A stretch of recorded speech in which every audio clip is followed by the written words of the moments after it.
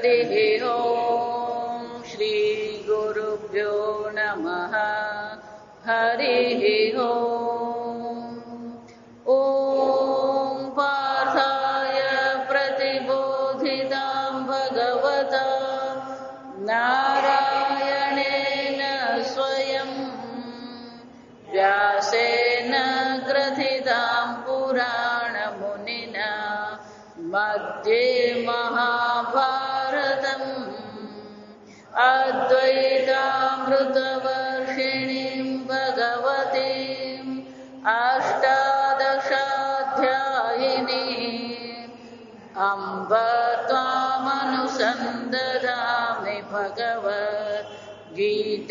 भवद्वेषिणीम् यं ब्रह्मा वरुणेन्द्ररुद्रमरुतः स्तुन्वन्ति दिव्यैस्तवैः वेदैः साङ्गपदक्रमोपनिषदैः गायन्ति यं सामगाः ध्यानावस्थिततद्गतेन मनसा पश्यन्ति यं योगिनः यस्यान्तन्न विदुः सुरगणाः देवाय तस्मै नमः।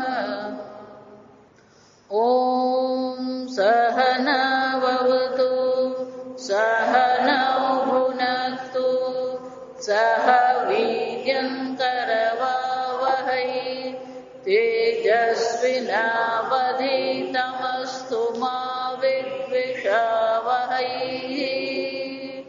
ॐ शान्ति शान्ति शान्तिः। यज्ञशिष्टाशिनः सन्तः मुच्यन्ते सर्वकिल्बिषैः भुञ्जते ते त्वघं पापाः ये पचन्त्यात्मकारणात् अन्नाद् भवन्ति भूतानि पर्जन्यादन्नसम्भवः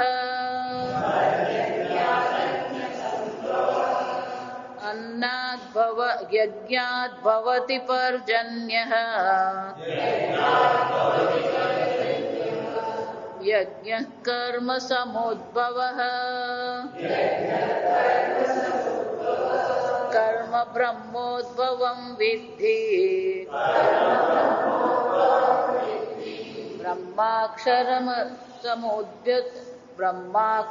ब्रह्माक्षरसमुद्भवम् तस्मात् सर्वगतं ब्रह्म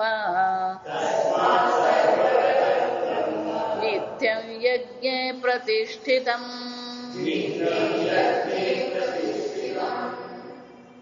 यज्ञशिष्टाशिनः सन्तः मुच्यन्ते सर्वकिल्बिषैः। ભગવદ્ ગીતાનો ઉપદેશ દરેક કાળમાં દરેક મનુષ્ય માટે લાગુ પડે છે. જો આ સમજવાનું, પ્રાચીન કાળ હોય, વૈદિક કાળ હોય કે સાંપ્રત કાળ હોય, દરેક ઉપદેશ એક સમાન બધાને લાગુ પડે છે. જો વિચાર, કાલે જે આપણે ચર્ચા કરી એવું નથી કે વૈદિક ધર્મ માટે જ છે, અત્યારે પણ એટલું જ લાગુ પડે છે. દેવતાઓ અત્યારે પણ આપણા માટે કામ કરી જ રહ્યા છે. એ દેવતાઓને એમનો ભાગ આપ્યા વિના જો આપણે કોઈ પણ પ્રકારનો ભોગ કરીએ છીએ તો પછી આપણે કોણ છે? ચોર છીએ.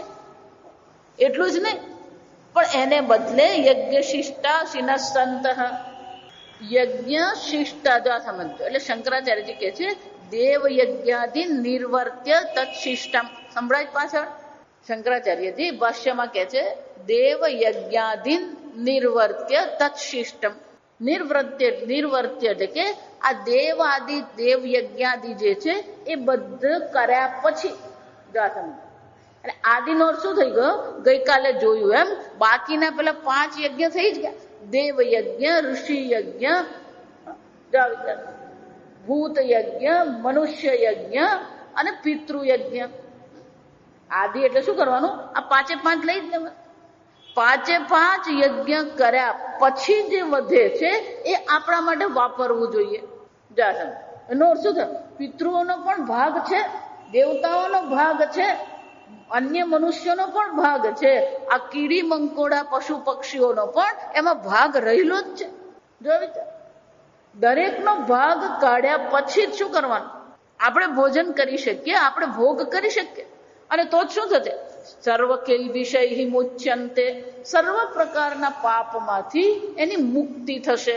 જો સાંભળજો તો કે પાપ કોને કહેવાય? આપણે હંમેશા શબ્દ સાંભળતા આવ્યા, પાપ પાપ પાપ. જો પાપ શબ્દથી 2 અર્થ છે. એક દ્રષ્ટ ફળ છે, બીજું અદ્રષ્ટ ફળ છે. કોઈ પણ કારણ વગર આપણા જીવનમાં અચાનક કોઈક મુશ્કેલી આવી જાય તો આપણે એને શું કહીએ? કોઈક પૂર્વજન્મનું કર્મ હશે જે અત્યારે મને નડી રહ્યું છે. તો પૂર્વજન્મમાં આપણે એવું કોઈક પાપ કર્મ કર્યું છે જેની અસર અત્યારે શું થઈ રહી છે? પ્રતિકૂળતા રૂપે આપણા જીવનમાં એ આવે છે. આમ પૂર્વજન્મમાં કરેલા અથવા આ જન્મમાં આગળ જે પણ કઈ પાપ કર્યા છે એ આપણા જીવનમાં કઈ રીતે પ્રગટ થાય છે? પ્રતિકૂળતા રૂપે આવે. આ તો અદ્રષ્ટ થયું. જો સમજ, જીવનમાં પ્રતિકૂળતા આવવી, કોઈ પ્રકારનો રોગ આવવો, આ બધી વસ્તુ શું છે? અદ્રષ્ટ છે. જો સમજ, પણ એનું દ્રષ્ટ ફળ છે. આ સમજજો. હું હંમેશા એટલે કહું ને, જ્યારે પણ મનમાં અશાંતિનો અનુભવ થાય, વ્યગ્રતાનો અનુભવ થાય, વિક્ષેપનો અનુભવ થાય, સમજી લેવાનું ક્યાંક ને ક્યાંક આપણે શું છે? કંઈક અધર્મ કરેલો છે. જો વિચાર, ધર્મયુક્ત જીવન હોય તો એ માણસ નિરાંતથી ઊંઘી શકે. એટલે આપણે ગુજરાતીમાં કહેવત છે, પુણ્યશાળી હોય ને એને જ સારી ઊંઘ આવે.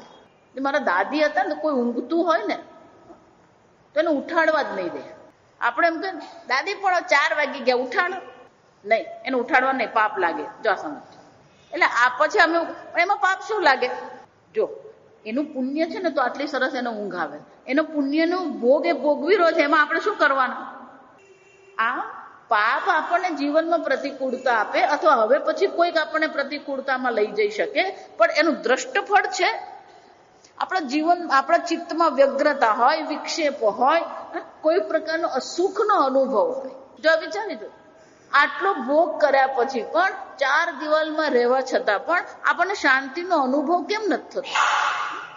સવાર સાંજ ભોજન કર્યા પછી પણ આપણા મનમાં શું છે? નિરાંતનો અનુભવ છે આપણને. આ વિચારી દો, પરીક્ષા આવે ને ત્યારે 2 જાતના લોકો હોય. એવું જીવનમાં એવું જ હોય. કેટલાક લોકો એવા હોય કે ટેન્શન આવે એટલે ખાવાનું છૂટી જાય, અને કેટલાક લોકો એવા હોય કે પેલા ટેન્શનમાં આવે ને એટલે શું કરે? દર 2 કલાક કઈ ખાખા જ કર્યા કરે. એનો અર્થ શું થયો? પેલું શું કરવું ખબર પડે ને એટલે શું કરતો રહે? પેલું ખા કરે. ખા એટલું કરે પછી પેલું વજન વધી જાય. વજન વધી જાય એટલે શું? હું કઈ ખાતો જ નથી. તું ખાતો નથી, તારું વજન વધ્યું ક્યાંથી? આમ આપણે ચિત્તની જે વ્યગ્રતા છે, વિક્ષેપ છે, એને પણ શું કહેવાય? પાપ જ કહેવાય.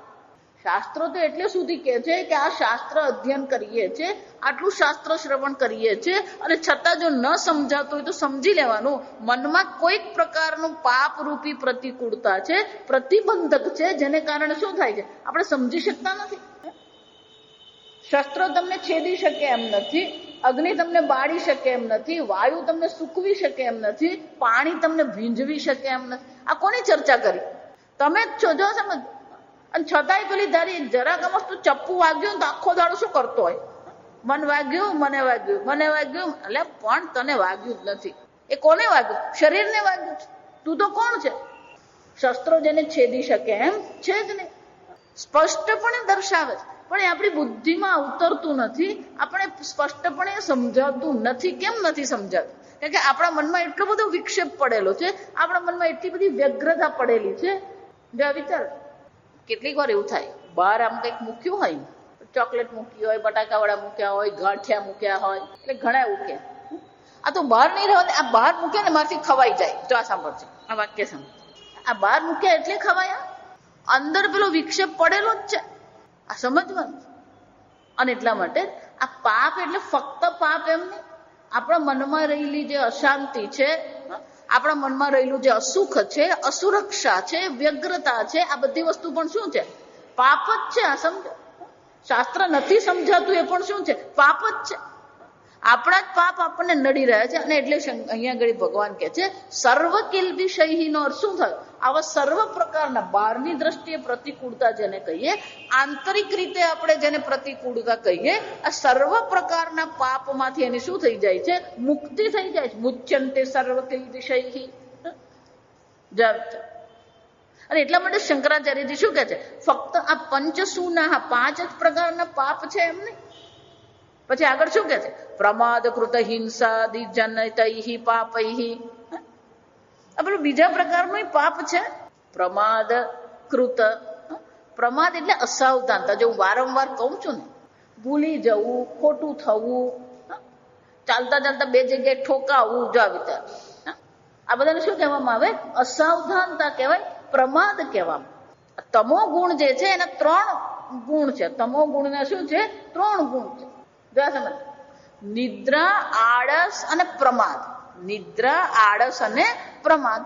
નિદ્રા એટલે શું છે? બુદ્ધિ બંધ થઈ ગઈ. નિદ્રાનો અર્થ શું થાય? બુદ્ધિ જ કામ કરતી જ નથી, બંધ જ થઈ ગઈ, એને નિદ્રા કહેવાય. બુદ્ધિ ચાલે જ નહીં. આળસ એટલે શું છે? બુદ્ધિ જાગ્રત છે, એને ખબર છે મારે શું કરવાનું છે, પણ પેલો ખુરશી પરથી ઊભો થાય જ નહીં. જો આ વિચાર, એનો અર્થ શું થયો? એને ખબર છે એને શું કરવાનું છે, ખબર છે કે હવે મને વખત મળી ગયો છે તો હું માળા કરું, હું પૂજા પાઠ કરું, હું મારું કામ પતાવી દઉં. પણ પેલો શું કરે? કાં તો બેડો બેડો ટીવી જોતો હોય ને, કાં તો ગપ્પા મારતો હોય. જો આ વિચાર, અને શું કહેવાય? આળસ કહેવાય. કર્તવ્ય કર્મ કરવામાંથી શું કરે? એ કર્તવ્ય કર્મ કરે ને કઈ બીજું જ કરતો ફરે. અને નાના છોકરાઓને એવું જ થાય. જો આ વિચાર, એમ ભણવાનું કે ને ભણે નહીં, પણ શું કરતો રહે? કંઈક બીજું જ કરતો રહે. આમ જે કર્તવ્ય કર્મ છે એના પ્રત્યે પેલી રુચિ અને જાગ્રત જ નહીં થાય, એને કરવાની ઈચ્છા થાય જ નહીં. એને શાસ્ત્રમાં શું કહેવામાં આવે? આળસ કહેવામાં. આ પેલું નિદ્રા એટલે તો બુદ્ધિ જ બંધ છે, આ સમજવાનું. આળસ એટલે કે એને ખબર છે કે શું કરવાનું છે, પણ એ કરી શકતો નથી. પ્રમાદ કોને કહેવાય? એ ઊભો તો થાય, કરે ખરો, પણ 5 જગ્યાએ ભૂલ કરે. ચાલો, એક ચેક લખે ને પણ એમ 4 જગ્યાએ ચેક. હવે કાયદો બહુ સરસ બનાવી દીધો. જરા કમસ્તો પણ ચેક પર છેકો પડે એટલે ચેક શું કરી દેવાનો? કેન્સલ જ કરી દેવાનો. પ્રમાદ એટલે કર્મ કરે ખરો, પણ કરવામાં શું કરે? એ ભૂલ કરતો રહે. પ્રમાદો વૈ મૃત્યુ. આ નિદ્રા ને આળસ આપણા માટે જેટલા દુશ્મન છે એના કરતા વધારે દુશ્મન આપણું કોણ છે? આ પ્રમાદ છે. અને એટલે શંકરાચાર્યજી કહે છે આ પાપ કર્મ જે છે એ કયા છે? પ્રમાદ કૃત જનિત. આ પ્રમાદને કારણે પણ થઈ શકે. કેવા પ્રકારના પાપ? હિંસાદી. જો વિચાર, શું બોલવા ઉભો થયો, કઈ ભલતું જ બોલી નાખે. આ વિચાર, કેવા શું ઉભો થયો હોય અને કહેવાય શું જાય એનાથી, અને પછી શું કે સોરી મારે એવું કહેવાનું મારો અર્થ નતો. આમ અનેક પ્રકાર. વાણીની દ્રષ્ટિ, આ તો શંકરાચાર્ય જ છે આ સમજમાં. શંકરાચાર્યજી પર પાછી આનંદગીરીની ટીકા છે. આ બધી અનેક પ્રકારની ટીકાઓ છે. એટલે કે આ બધી કઈ પ્રકારની હિંસા? તો કે લાત મારવી. જો આ વિચાર છે, પાદ લખેલું છે તે. જરા મસ્તો ક્રોધ આવ્યો એટલે શું કરીએ આપણે? નાના છોકરાઓ સાથે એવું જ કરતા હોય છે. ગુસ્સો કંઈક બીજા પ્રકારનો હોય, વિક્ષેપ કોઈ બીજા પ્રકારનો હોય, પણ નાનો છોકરો જરાક કશું કંઈક કરે અને આપણે શું કરીએ? એવી 2-4 ધબેડી નાખ્યા. ગુજરાતી ભાષા બહુ સરસ થયા છે. પેલા એવો હાથમાં લઈને મારે પેલો બિચારો આમ હબકી જાય. જો સર, એને ખબર પડે છે કે મેં જે કર્યું છે ખોટું છે, બરાબર છે, પણ આટલી મોટી સજા માટે એટલું બધું જરૂર નથી. વિચાર, આમ વાણીથી પણ શું કરીએ? તો એને એવું ખખડાવી નાખીએ. આમ વાણીથી, શરીરથી. વિચાર, જો આ સમજો, અવિવેક પૂર્વક શું રહે છે? પેલો વિવેક રહેતો નથી. અવિવેકને કારણે શું થાય છે? એ એવા પ્રકારની ચિંતાઓ કરતો હોય છે કે એને પોતાને ખ્યાલ નહીં આવે. કર્યા પછી એને શું થાય? અને એટલે શંકરાચાર્યજી કહે છે કે ફક્ત 5 પ્રકારના જ પાપ છે એમ નહીં. પ્રમાદ કૃત હિંસાદિ જનિતૈઃ પાપૈઃ. આવા પણ અનેક પ્રકારના પાપ થાય જ છે. ભીષ્મ પિતામાં એમ કહીએ ત્યારે ભીષ્મ પિતામાં બાણ શૈયા પર હતા ત્યારે ભીષ્મ પિતામાં એ પણ પ્રશ્ન પૂછ્યો ભગવાન શ્રી કૃષ્ણ. કે ભગવાન એવું તે કયું મેં પાપ કર્યું હતું કે મારે આજે બાણ શૈયા પર સૂવું પડ્યું? જો વિચાર, હું એટલે વારંવાર કહું, તમને એવું લાગે છે કે બહુ નાનું પાપ છે ને બહુ નાનું જૂઠું છે ને ચાલી જાય, જાણી જોઈને તો કર્યું જ નતું, એમ અજાણતા જ કર્યું. જંગલની કેડી પર સાપ હતો, તીરથી એ સાપને એમણે શું કર્યો? બાજુ પર એમ ફેંકી દીધો, પણ ક્યાં પડ્યો એમણે જોયું નહીં. પેલી કાંટાળી ઝાડી પર એ સાપ પડ્યો અને બધા કાંટા એના શરીરમાં લાગી ગયા અને એ તો નીકળી શકે ને, એની પાસે હાથ પગ તો છે ને. ત્યાં જે લોહી લુહાણ પડી રહ્યો કાંટા પર અને ત્યાં જ એનું મૃત્યુ થયું. જા વિચાર, અને અમસ્ત મૃત્યુ નહીં થયું. અનેક પ્રકારના જંતુઓએ શું કર્યું છે? કીડી છે, માખી છે, અનેક પ્રકારના જંતુએ પણ શું કર્યું? અનેક પ્રકારની પીડા એને આપી. અને એ જ કર્મ એમનું જે યુવા અવસ્થામાં કરવામાં આવ્યું હતું, એ જ કર્મનું ફળ શું મળ્યું? બાણ શૈયા પર એમણે સૂવું પડ્યું. જો વિચારો, આમ શંકરાચાર્યજી કહે છે આવા અસાવધાનતાને કારણે, પ્રમાદને કારણે પણ આપણે શું છે? અનેક પ્રકારના પાપ કરતા જ હોઈએ છીએ. કોઈ એવું કહી શકે જ નહીં કે હું કોઈ પાપ કરતો જ નથી. કોઈ કહી શકે? કોઈ એવું કહી શકે હું તો કોઈ ભૂલ કરતો જ નથી? એ ભૂલ કરતો નથી એ બોલી રહ્યો છે, એ જ ભૂલ છે. જા સમજ છે. આ મચ્છર હતું, ફટાક દઈને આમ કર્યું, શું થઈ ગયું? એક ભાઈ મને કે મચ્છરને મુક્તિ આપી. અનેક પ્રકાર અસાવધાનતાથી અનેક પાપ થતા જ રહે છે. અને એટલે શંકરાચાર્યજી કહે છે આ 5 પ્રકારના યજ્ઞ કરીએ તો જ આ બધી હિંસા જે છે, પાપ જે છે, અધર્મ છે, એનાથી આપણે શું થઈ શકીએ? મુક્ત થઈ શકીએ. હજી એમને શાંતિ નહીં થઈ, એટલે કે અન્યૈહિ ચ, બાકીના બીજા બધા ઉમેરી દેવાના. કેમ? એટલે અત્યારના લોકમાં, જો આ સમજો હું કેમ કહું છું, અન્યૈહિ એટલે કે વૈદિક કાળમાં જે જીવન પદ્ધતિ હતી, અત્યારે જે જીવન પદ્ધતિ છે એ શું છે? અલગ પ્રકારથી છે. જો અલગ પ્રકારની જીવન પદ્ધતિ છે તો પછી અલગ પ્રકારના પાપ પણ થવાના જ છે. આપણને ખબર જ નથી. જો વિચારી દો, આ કોર્ટમાં જે ચાલે ને આજકાલ, શું ચાલે કોર્ટમાં? પહેલા કોર્ટ એટલે કે ન્યાયાલય કહેવાય એને. જો સમજ, હવે પેલું ન્યાયાલય રહ્યું જ નથી. સાચાને કેમ ખોટો કરવાનો, ખોટાને કેમ સાચો કરવાનો. જો વિચાર, એકવાર પોતાને વકીલાતમાં એકવાર કુશળતા આવી ગઈ પછી શું કરતા હોય? રામ જેઠમલાણી, જો વિચારો, એ કોના કેસ પકડે? બોમ્બેનો મોટા મોટા ગુંડાનો કેસ એ હાથમાં લે. એનો અર્થ શું થયો? તો આ કર્મ ધર્મ છે કે અધર્મ છે?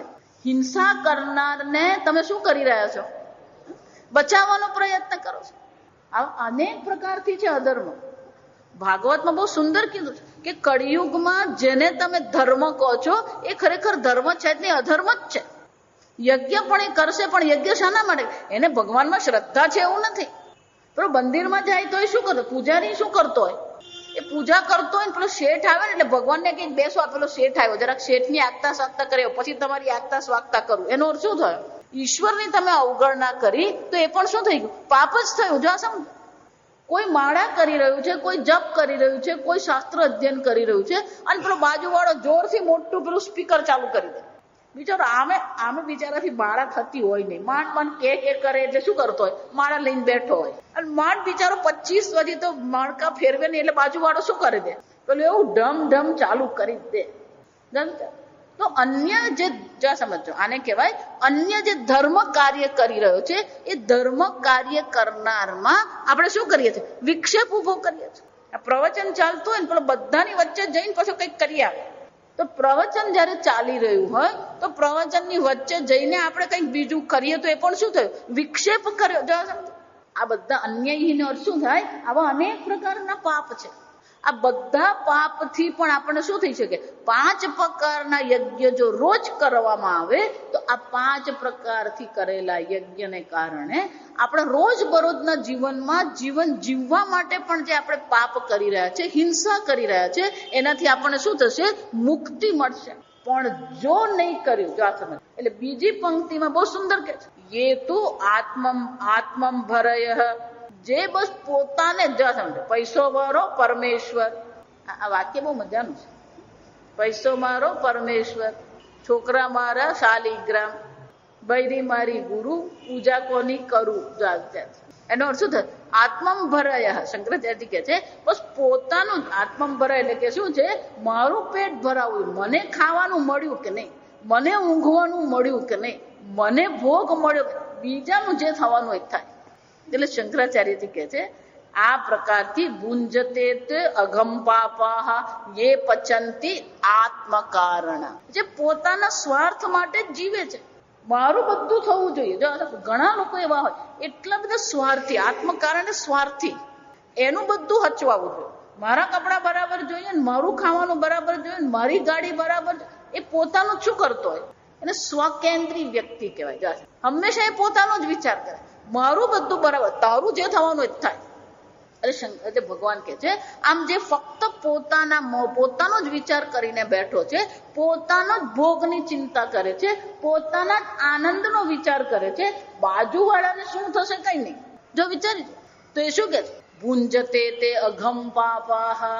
પાપાહ એટલે કે આવો જે પાપ કર્મ કરવા વાળો જે વ્યક્તિ છે, આ પાપાહ શબ્દ સમજવાનો. પાપાહ એટલે શું છે? આવી જે પાપ કર્મ કરનારી એટલે કે સ્વાર્થી વ્યક્તિ જે છે, એ જે ખાય છે એ શું છે? અઘમ. અઘમ એટલે કે એ પાપ જ ખાઈ રહ્યો, એ પોતે પણ પાપી જ છે, અને જે ભોગવે છે ને ખાય છે એ પણ શું છે? પાપ જ છે. એનો અર્થ શું થાય? એની થાળીમાં ભોજન રહેતું નથી, એની થાળીમાં જે છે એ બધું શું બની ગયું? પાપ બની ગયું. એ જે ભોગવી રહ્યો છે એ ભોગ રહેતો જ નથી, એ બધું શું બની ગયું છે? પાપ બની ગયું. અને એટલે ભગવાન કહે છે, જે સ્વાર્થથી પોતાના માટે જ જીવી રહ્યો છે, પોતાનું જ ચિંતન કરનારો છે, બીજાની એને કોઈ પ્રકારથી પડેલી નથી. આ તમે પરદેશમાં જાઓ ને, આ જ હાલત છે. હકીકત તમને, અમારું બધું બરાબર રહેવું જોઈએ, તારું જે થવાનું એ થાય. બિલકુલ સ્વાર્થ પરાયણ. આખું જે કોર્પોરેટ જગત જેને કહેવામાં આવે, આ બધી મોટી મોટી જે કંપનીઓ જે છે, એ લોકો જે કરી રહ્યા છે ને, આ જ છે. આ સમજો, એ બધી ચર્ચા ભગવાન આ વિસ્તારથી બધાની ચર્ચા ભગવાન 16મા અધ્યાયમાં કરશે. અસુર પ્રકૃતિમાં આપણને દર્શાવશે. જો મને નફો થયો કે નહીં એ જોવાનું, સામે વાળાને શું થયું ને એનો વિચાર આપણે કરવાનો જ નથી. આખું કોર્પોરેટ જગત જે છે શાનું છે? જો આ સમજો, આ વોલમાર્ટ જે આવવાની ચર્ચા કરે છે, હિંસા જ છે. આ સમજો, પાપ જ છે. અમેરિકાની વસ્તુ જુદી છે અને ભારત દેશની વસ્તુ જુદી છે. જો વિચારી જો, એક સામાન્ય અનુભવથી તમે વિચાર, જે પરિવારની 5,000ની આવક છે એ શાંતિથી જીવે છે, એ 2 રોટલા ખાઈને જીવે છે, એ લોકોના શરીર પર પણ કપડા છે. જો સમજો, ભલે પેલા બેનની સાડી 100 રૂપિયાની હશે, જો વિચાર. અને જેને 50,000ની આવક છે એ 5,000ની સાડી પહેરતી હશે, એનું શર્ટ 5,000નું હશે, પેલાનું શર્ટ 50 રૂપિયાનું હશે, પણ એ પણ શું કરે છે? જો વિચાર. એટલે કે આ ભારતનું જીપીડી ખોટું જ છે. એટલે ભારતમાં તમે જો ટેક્સને આધારે ગણવા જાઓ તો એ ખોટું જ ઠરવાનું છે. ભારતમાં 60% લોકો ટેક્સ ભરતા જ નથી, તો એ લોકોની આવક 0 થઈ ગઈ. જો વિચાર, એ લોકો ભૂખા રહે છે, એ લોકો ગરીબી રેખાની નીચે છે, એ લોકો ગરીબી રેખાની નીચે નથી. જો સમજો, એ લોકો કપડા પહેરે છે, એ લોકોની છોકરી પરણે છે. જો વિચાર, એ લોકોના જમાઈને વીંટી પહેરાવે જ છે સોનાની, એ લોખંડની વીંટી નથી પહેરાવતો, પણ એ એના માપથી ચાલે છે. હવે એ આ પ્રકારની જ્યાં હોય કે 5,000ની આવકથી પણ માણસ જીવે છે, અને પેલો 50,000ની આવક અને 5 લાખની આવક વાળો પણ જીવી રહ્યો છે ભારત. ત્યાં તમે વોલમાર્ટ લાવો તો શું થવાનું? વોલમાર્ટની જરૂર જ નથી આપણને.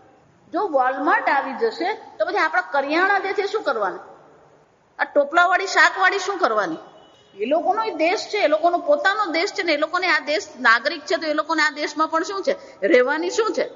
એ લોકોનો હક છે અહીંયા રહેવાનો, કમાણી કરવાનો હક છે એ લોકોને. તો આ બધું પણ શું થઈ ગયું? અન્યાયી. જો સમજો, આ બધું શું થઈ ગયું? સ્વાર્થ છે.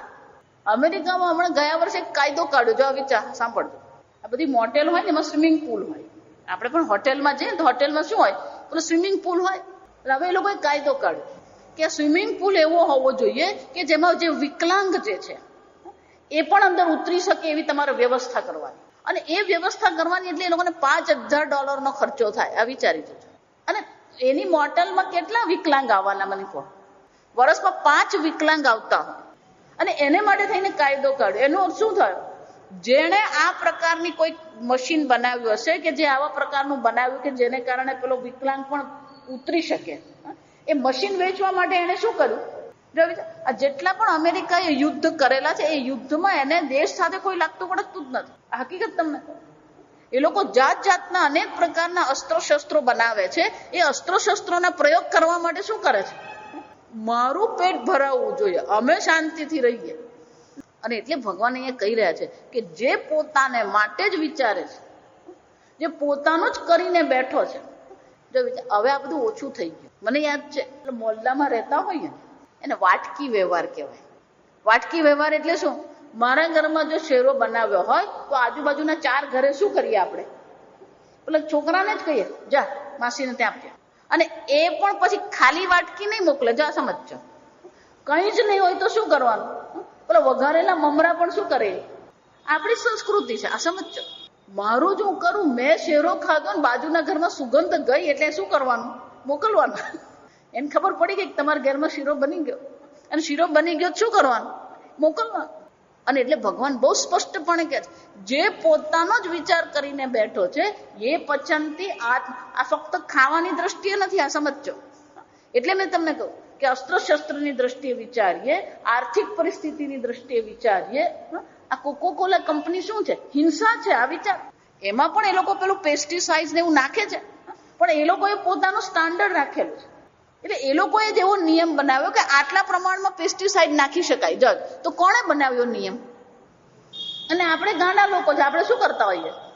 એક કોકોકોલા આપણે પીએ. મોરારજી દેસાઈ બંધ કરેલું ને બરાબર જ હતું. આ સમજ.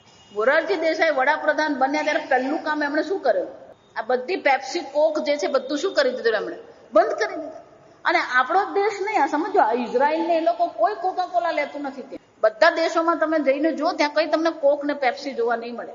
બધી હિંસા જો સમજો, સ્વાર્થ છે. અને ભગવાન એટલા માટે કહી રહ્યા છે કે આવા પ્રકારનું જે સ્વાર્થ પરાયણ ચિંતન જેનું છે, સ્વાર્થ પરાયણ જેનું જીવન છે, એ જે ભોગવી રહ્યો છે એ ભોગ છે જ નહીં, પણ શું છે? અઘમ. એ ભુંજતે તે અઘમ. એ શું ખાઈ રહ્યો છે? પાપ જ ખાઈ રહ્યો છે. પાપ જ ભોગવી રહ્યો છે. એનો અર્થ શું થયો? એનું જીવન પણ કેવું છે? પાપ જ છે. અને એટલે ભગવાન કહે છે કે આ પ્રકારથી જો સમજો, દેવતાઓ આપણા જીવનમાં કાર્યરત છે, અન્ય મનુષ્ય, અન્ય પશુ પક્ષીઓ પણ કાર્યરત છે, આપણા જીવનને શક્ય બનાવી રહ્યા છે. અને એટલા માટે ભગવાન કહે છે આ કારણથી પણ કર્મ તો કરવું જ જોઈએ. જો સમજો, આ કર્મયોગ છે. કર્મનો જો ત્યાગ કરી દીધો તો 5 પ્રકારના યજ્ઞ થઈ શકશે જ નહીં. કર્મનો જો ત્યાગ કરી દીધો તો અન્યનું કલ્યાણનું ચિંતન થશે જ નહીં. અને એટલા માટે શું છે?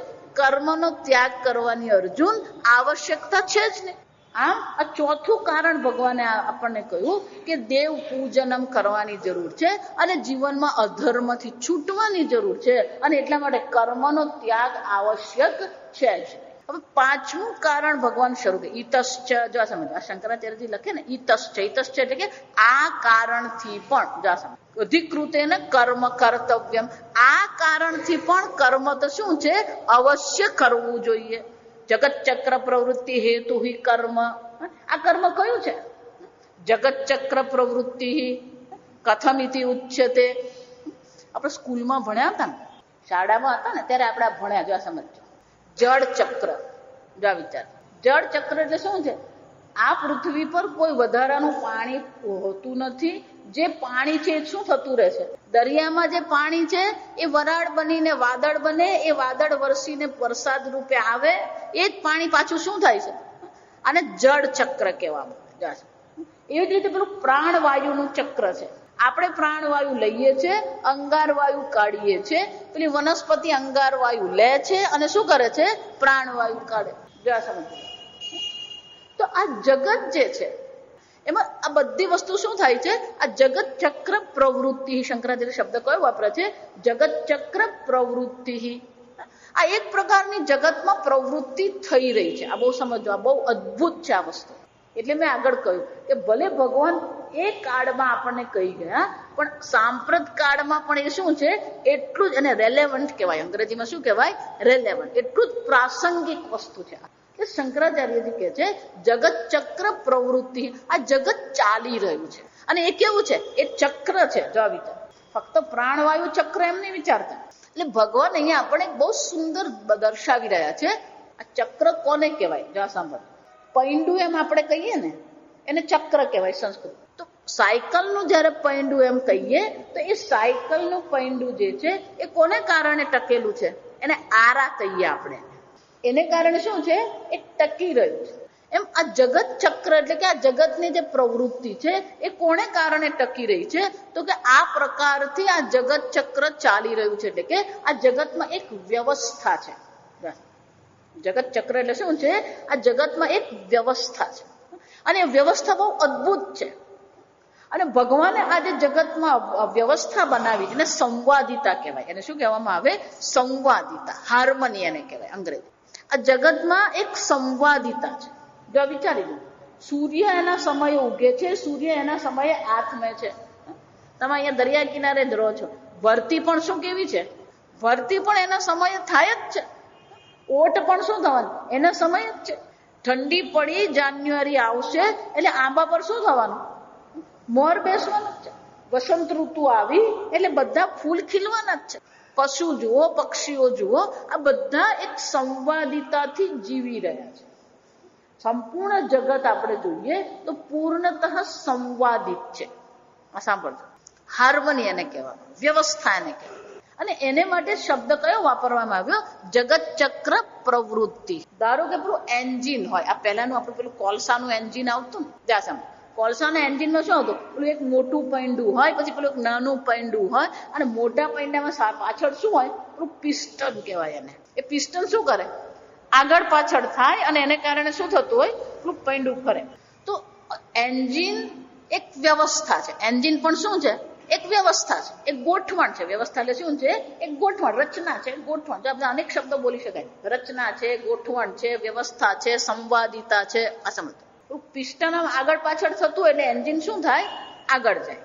પણ એ પિસ્ટનને પૈંડા સાથે જોડવા માટે શાની જરૂર પડે?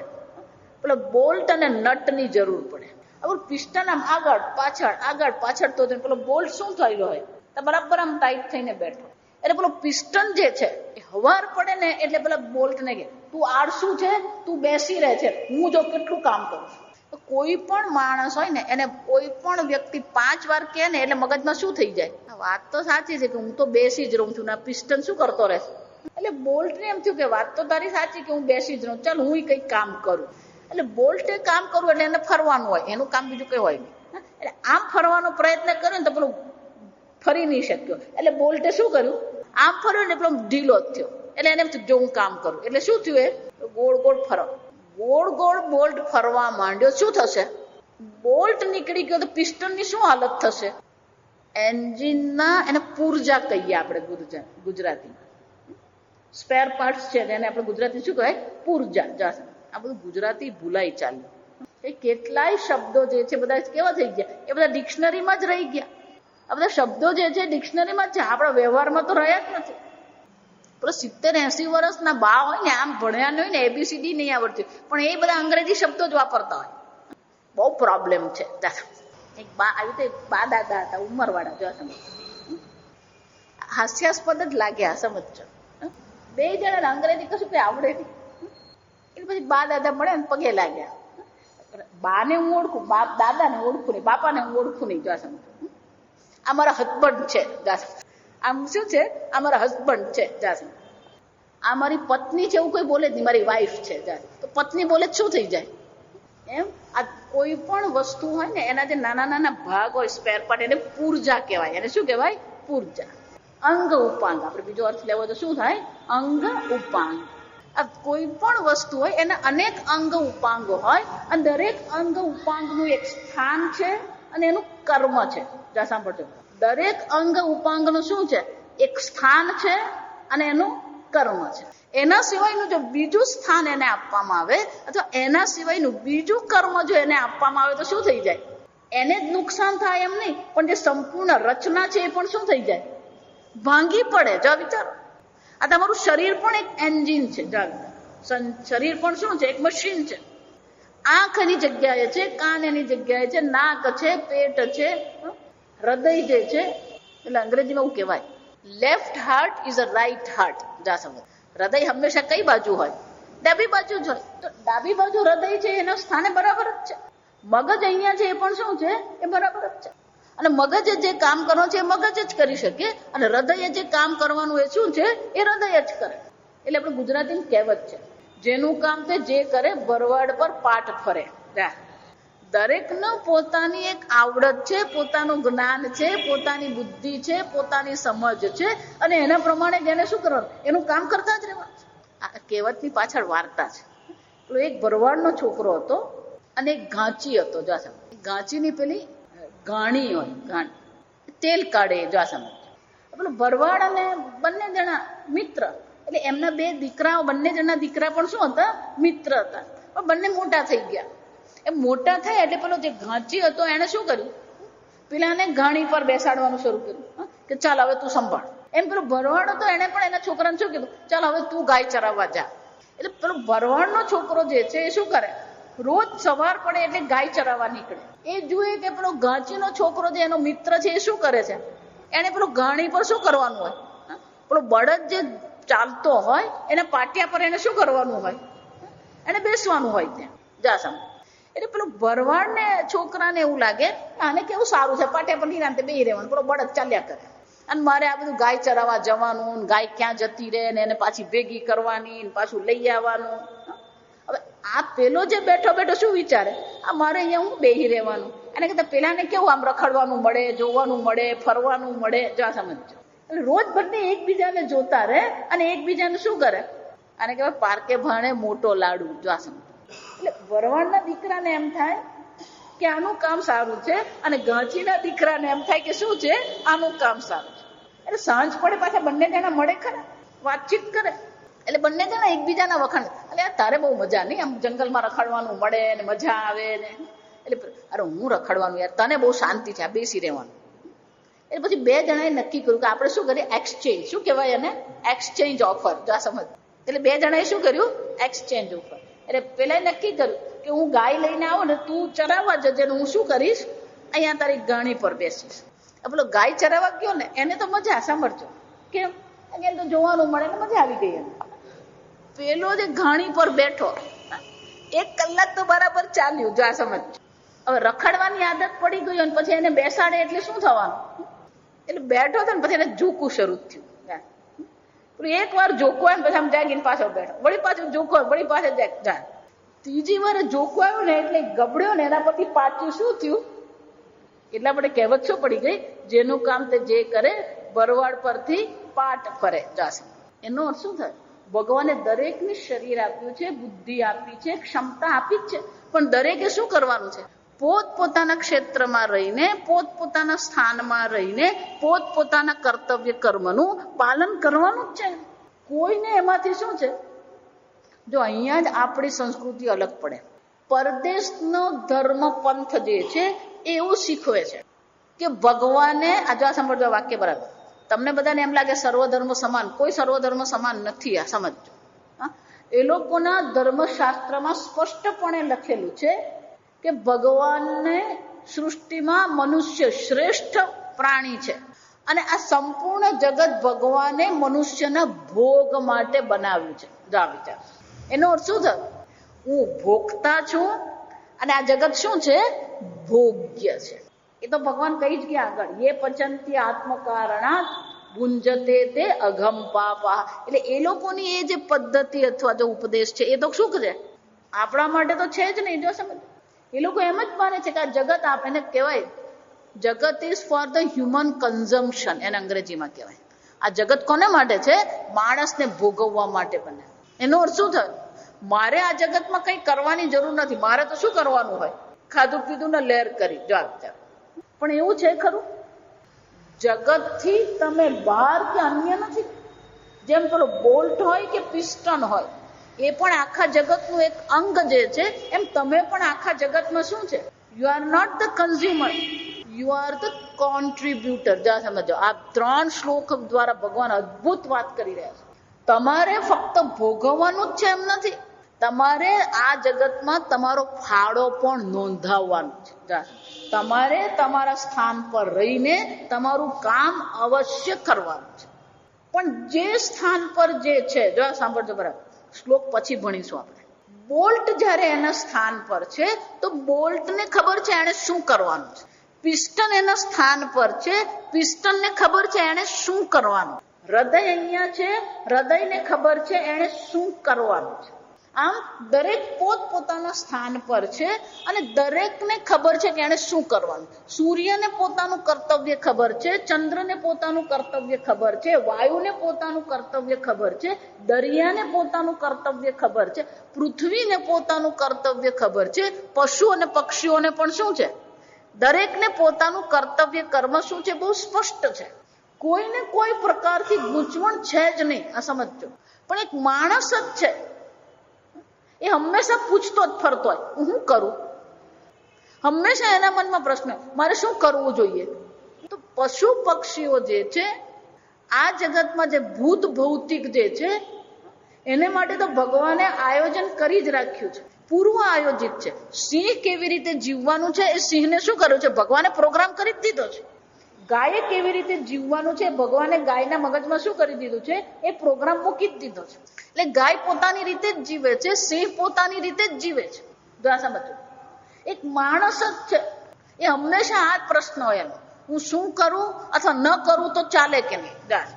એટલા માટે આ જગત ચક્ર જે પ્રવૃત્તિ છે એ ચર્ચા પ્રાણીઓ સાથે કરવાની જરૂર જ નથી, કારણ કે પ્રાણી પોતપોતાને શું કરે છે, એ પોતાને સ્થાને રહીને પોતાના કર્તવ્ય કર્મનું પાલન કરી જ રહ્યા છે.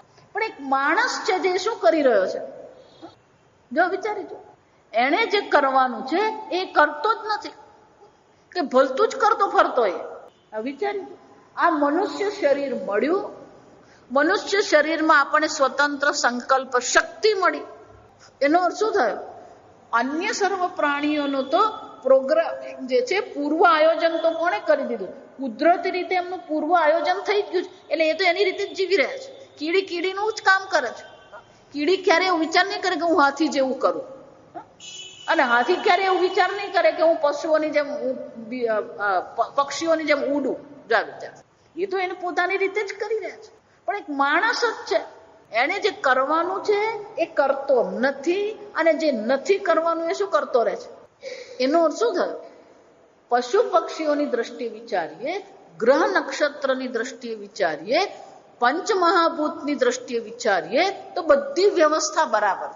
પણ એક આ મનુષ્ય જ છે, એને કર્મ કરવાની સ્વતંત્રતા મળી છે, અને એ સ્વતંત્રતાને કારણે શું કરી રહ્યો છે, આ જગતમાં જે વ્યવસ્થા છે, જે રચના છે, જે સંવાદિતા છે, એ સંવાદિતામાં એ શું કરી રહ્યો છે, વિસંવાદિતા કરી રહ્યો છે, ગેરવ્યવસ્થા ઊભી કરી રહ્યો છે.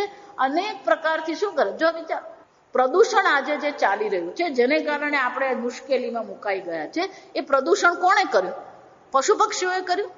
જળમાં જે પ્રદૂષણ છે, વાયુમાં જે પ્રદૂષણ છે, પૃથ્વી પર જે પ્રદૂષણ છે, આ બધું પ્રદૂષણ કરનાર કોણ છે, અવ્યવસ્થા ઊભી કરનાર કોણ છે, માણસ છે. જો વિચાર, આજે જગતમાં જે અવ્યવસ્થા દેખાઈ રહી છે એ અવ્યવસ્થા માટેનું કારણ કોણ છે, વિચારી. આ શ્લોક જે છે એને આધારે આ પ્રદૂષણ કરવું એ મહાપાપ છે. આ સમજો. કારણ કે આ જગત ચક્રમાં આપણે શું કરી રહ્યા છે, વિક્ષેપ કરી રહ્યા છે, અનેક પ્રકારથી છે. વૃક્ષો કાપવું પણ પાપ છે, કારણ કે આ જગતમાં જે વાતાવરણ છે એ વાતાવરણની સુરક્ષા કોને કારણે છે, વૃક્ષોથી છે. શાળામાં આપણે ભણી ગયા છે, વૃક્ષ એ પૃથ્વીના ફેફસા છે. જા વિચાર, જા વાક્ય જુઓ તમે, ફેફસા આપણા લોહીની શુદ્ધિ કરે છે. એ જ રીતે આ વાતાવરણની શુદ્ધિ કરનાર કોણ છે, વૃક્ષ છે. વૈજ્ઞાનિકોએ જે કંઈ કરવું હોય ને બધા જાત જાતના પ્રયોગ કરી ચૂક્યા. છેવટે હવે એ લોકો નિર્ણય પર આવી ગયા કે આ પૃથ્વી પરથી પ્રદૂષણ ઓછું કરવું હોય તો વનસ્પતિ અને વૃક્ષો સિવાય બીજો કોઈ ઉપાય છે જ નહીં. આ હકીકત તમને કહું. અને એ લોકો એવી ગણતરી કરી, આ તો એ લોકોની ગણતરી, સાચી ખોટી તો ઉપરવાળો જ જાણે, કે જે ભૂમિનો વિભાગ જે છે એ ભૂમિના વિભાગમાં જો 30% વૃક્ષો હશે, 30% ભાગમાં જો જંગલ હશે તો આ પ્રદૂષણ અટકી શકે. ગુજરાતમાં ખાલી 19% જંગલ છે, પણ તોય ગુજરાત સારું છે. આ સમજો. બીજે તમે જાઓ તો 10% ને 12% જંગલ થઈ ગયા છે. મને યાદ છે, હું 5મા ધોરણમાં હતી ને સોનગઢ સ્કૂલમાં ભણવા જતા હતા. અમારા સ્કૂલની પાછળ આખું મોટું જંગલ હતું. તમે સોનગઢ છોડો ને આહવા તરફ જાઓ એટલે ત્યાં શું હતું, આખું ગીચ જંગલ હતું. અત્યારે તમે જુઓ તો આખું સપાટ સૂકું મેદાન થઈ ગયું. આપણે શું કરીશું, બધા વૃક્ષો કાપી નાખ્યા. અનેક પ્રકારથી, વાયુની દ્રષ્ટિએ, પાણીની દ્રષ્ટિએ, વાતાવરણની દ્રષ્ટિએ આપણે શું કરી રહ્યા છીએ? પ્રદૂષણ જ ફેલાવી રહ્યા. એનો અર્થ શું થયો? આ જગત ચક્રની જે પ્રવૃત્તિ છે એ જગત ચક્રની પ્રવૃત્તિમાં સહાયભૂત થવાને બદલે આપણે શું કરી રહ્યા છીએ? વિપરીત કરી રહ્યા છે. અને એટલે શંકરાચાર્યજી કહે છે આ જગત ચક્રની જે પ્રવૃત્તિ હેતુ હિ કર્મ, આ જગત ચક્રની જે પ્રવૃત્તિ ચાલી રહી છે એના માટે પણ હેતુ એટલે શું છે? એના માટે પણ આપણે શું કરવું જોઈએ? કર્મ તો અવશ્ય કરવું જોઈએ. જગત ચક્રને અનુકૂળ આપણા કર્મ હોવા જોઈએ, જગત ચક્રને વિપરીત આપણા કર્મ હોવા જોઈએ નહીં. જો એ જગત ચક્ર જે ચાલી રહ્યું છે એમાં કોઈ પણ પ્રકારે આપણે વિક્ષેપ પાડીએ છીએ અથવા દખલગીરી જો કરી રહ્યા છે તો એ બધા કર્મ પણ શું થઈ જવાના? પાપ કર્મ છે. એનો અર્થ શું થયો? પેલું મગફળી પ્લાસ્ટિકની કોથળીમાં લાવવાના, મગફળી ખાવાનું, છોટલા અંદર નાખવાના, મગફળી કોથળી સાથે શું કરવાનું? કચરામાં પ્લાસ્ટિક ફેંકવું પાપ જ છે, કારણ કે એ પ્લાસ્ટિક શું કરે છે? આ જગત ચક્રમાં શું કરે છે? જો એટલે આ પ્લાસ્ટિકની કોથળીઓ હોય ને ભેગી કરતા રહેવાનું. આપણે ભારત દેશમાં બહુ સારી વસ્તુ, વર્ષોથી આ ચાલ્યું આવ્યું, આ કઈ જ એમાં નવું નથી. વર્ષોથી પેલો ભંગાર વાળો જો આ વિચાર છે. અમેરિકામાં તમે જુઓ, હવે અત્યારે આ છેલ્લા 10 વર્ષથી રિસાયકલ શરૂ કર્યું. આપણે તો શું કરીએ છીએ? મને યાદ છે અમે નાના હતા તો ઘરમાં પેલું લોખંડની બધી વસ્તુઓ કટાઈ ગયેલી હોય, પ્લાસ્ટિકની ડોલ તૂટી ગઈ હોય, અને ઉનાળામાં ઘરે રમતા હોઈએ ને એટલે પછી પેલો તરબૂચ વાળો આવે. એ તરબૂચ વાળાને શું કરવાનું? પૈસા નહીં આપવાના.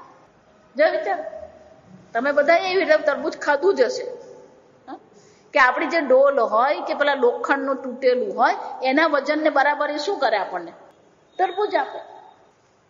આપણા કપડાં જૂના થઈ ગયા હોય તો એ જૂના કપડાં પણ પહેરવા લાયક સારા હોય તો એ કપડાને બદલામાં આપણને શું આપી જાય? પેલો વાટકો આપે, ડોલ આપે. જો વિચાર, ન્યૂઝપેપર આપણે ક્યારેય ફેંકી નહીં દઈએ. ન્યૂઝપેપરનું પણ શું કરીએ આપણે? તો 6 રૂપિયા કિલો, 8 રૂપિયા કિલો, જેટલો એટલે મને કંઈ ખબર નથી, આ મસ્ત ગપ્પ જ મારી મૂકું જાય. તો એ જ રીતે પ્લાસ્ટિકનું પણ આપણે શું કરવું જોઈએ? કચરામાં નહીં ફેંકવાનું પ્લાસ્ટિક. આ સમજો, પ્લાસ્ટિકની કોથળી ભેગા કરતા. આ પહેલા દૂધની કોથળીનું પણ એવું જ કરતા, અત્યારે મને ખબર નથી. દૂધની કોથળી પણ શું કરતા? પહેલા પેલી પાણીથી ધોઈને મૂકી રાખે, બધી ભેગી કરે, અને પેલો લારીવાળો આવીને શું કરી જાય? પ્લાસ્ટિકનો કચરો ફેંકવો પણ શું થઈ ગયું? પાપ થઈ ગયું. કારણ કે એ જગત ચક્રમાં શું કરે છે? અવ્યવસ્થા ઊભી કરે છે. ફક્ત તમે આ સમજો, પેલા 5 પ્રકારના પાપ જ નહીં, હવે જે ભગવાન દર્શાવે છે ને એ તમારી આંખ ખોલી નાખે ને એવી વસ્તુ છે કે આપણે કેટલા પાપ કરી રહ્યા છે આપણને ખબર જ નથી. એટલે શંકરાચાર્ય પેલું અન્યાયી જે કહ્યું ને, શંકરાચાર્ય અન્ય જે કોઈ પાપ છે, આ જગત ચક્ર ચાલી રહ્યું છે એ જગત ચક્રમાં જે પણ કોઈ દખલગીરી કરે છે એ દખલગીરી જે કરી રહ્યો છે તો એ પણ બધી વસ્તુ શું છે? પાપ જ છે. તો કે આ જગત ચક્ર શું છે? ભગવાન 14 ને 15 શ્લોકમાં આપણને આ જગત ચક્ર કેવી રીતે ચાલી રહ્યું છે અને એ જગત ચક્ર કેવું સુંદર છે ભગવાન આપણને દર્શાવે છે. એ આપણે શું કરીશું? આવતીકાલે. ઓમ સ્વસ્તિ પ્રજાભ્ય પરિપાલયન્તામ ન્યાયેન માર્ગેણ મહિમ મહિષાઃ ગોબ્રાહ્મણેભ્ય શુભમસ્તુ નિત્યં લોકા સમસ્તા સુખિનો ભવન્તુ કાલે વર્ષતુ પર્જન્યઃ પૃથ્વી સસ્યશાલિની દેશોऽયં ક્ષોભરહિતઃ બ્રાહ્મણા સંતુ નિર્ભયાઃ. ઓમ સર્વેષાં સ્વસ્તિર્ભવતુ, સર્વેષાં શાંતિર્ભવતુ, સર્વેષાં પૂર્ણં ભવતુ, સર્વેષાં મંગલં ભવતુ, સર્વે ભવન્તુ સુખિનઃ, સર્વે સંતુ નિરામયાઃ, સર્વે ભદ્રાણિ પશ્યન્તુ મા કશ્ચિદ દુઃખભાગ ભવેत्.